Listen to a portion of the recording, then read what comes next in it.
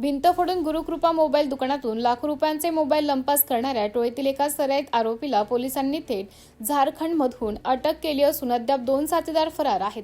काही दिवसांपूर्वी तळोदा शहरातील गुरुकृपा मोबाईल दुकानाच्या मागील भिंत फोडून चोरट्यांनी दुकानात प्रवेश केला होता। विक्रीसाठी ठेवलेले 30 ते 35 लाख रुपयांचे महागडे मोबाईल चोरट्यांनी लंपास केले होते, तर मोबाईलचे बॉक्स आणि चार्जर दुकानामागे टाकून पळ काढला होता। या धाडसी चोरीमुळे व्यापाऱ्यांमध्ये भीतीचे वातावरण निर्माण झाले होते।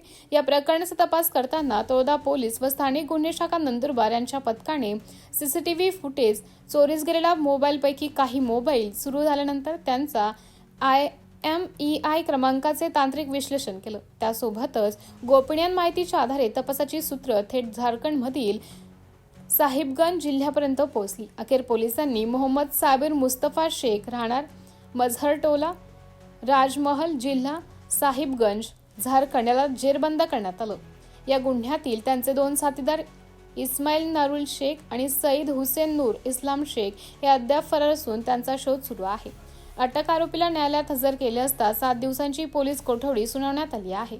पोलीस तपासात आणखी एक धक्कादायक बाब समोर आली आहे। अटक करण्यात आलेल्या आरोपी सराईत गुन्हेगार असून त्याच्यावर अंधेरी आणि ठाणे परिसरात मोबाईल तसेच महागड्या घड्याळांच्या चोरींचे गुन्हे दाखल असल्याची माहिती पोलिसांनी दिली आहे। मात्र या प्रकरणातील चोरीला गेलेला मुद्देमाल अद्याप हस्तगत झालेला नाही, त्यामुळे पोलीस कोठडीत आरोपीकडून आणखी महत्त्वाची माहिती मिळण्याची शक्यता आहे।